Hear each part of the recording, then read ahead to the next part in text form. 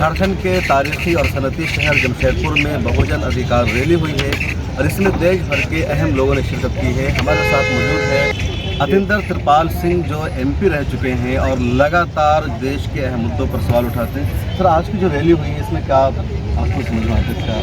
देखिए, सबसे मेन बात है कि बहुजन अधिकार रहे।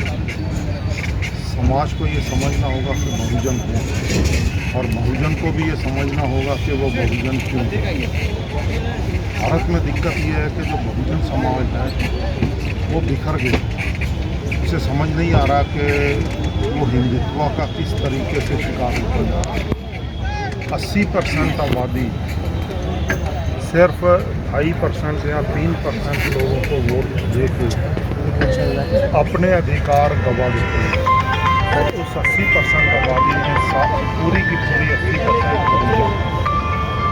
अब बहुजन की वजह से ही कोई भी प्रधानमंत्री होता है, पर बहुजन का प्रधानमंत्री क्या होगा ये बहुजन को सोचना होगा, क्योंकि बहुजन समाज जो है वो अभी तो है ना वज़ीर आज़म नरेंद्र मोदी से, वो तो बहुजन समाज से आते हैं। देखिए, उसमें तो चाय बेच के देश तो वो पहले तो ओबीसी था नहीं। बड़ी अजीब सी बातें हैं इस देश में। देखिए, उसके पास कोई डिग्री नहीं है तो उसने अब एमए कर ली, और बीए से पहले एमए कर ली, तो वो वही कर सकते हैं। मैं दूसरी बहुजन की भी बात करूँगा। अब जिस टाइम वो गुजरात के मुख्यमंत्री थे तब तो वो बहुजन में नहीं थे। प्रधानमंत्री बनने के बाद बहुजन के घर वो पैदा हो गए। तो ऐसे बहुजनों को हमें समझना होगा। लेकिन बहुजनों की बहुत सारी पार्टियां हैं, तो जब तक कोई एक पार्टी सामने नहीं आएगी, जब तक कोई मसला हल नहीं होगा, तो इतनी सारी पार्टियों में आप किस पार्टी को मानते हैं कि उसको आना चाहिए, लोगों को उस पार्टी को सपोर्ट करना चाहिए? देखिए, पार्टी से बाहर निकलना होगा।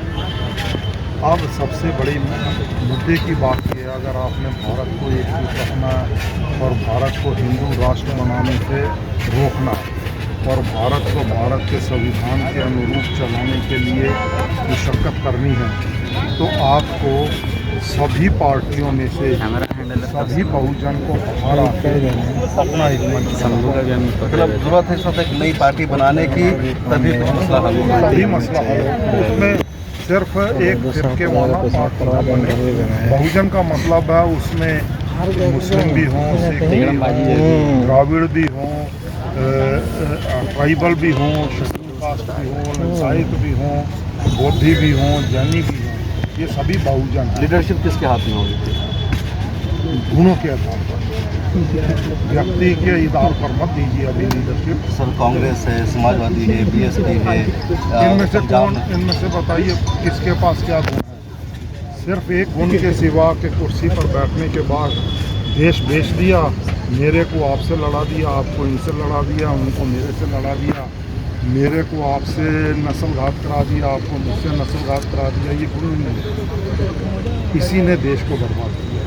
गुण ये है कि संविधान के अनुसार देश को कौन चलाएगा और संविधान को मानने वाला संगठन कैसे बनाया जाए, इस विषय पर सबको इकट्ठा हो। तो अभी मोदी सरकार, इससे पहले की जो सरकार रही, मानते हैं कि पहले भी आईन या संविधान के मुताबिक नहीं चला दी?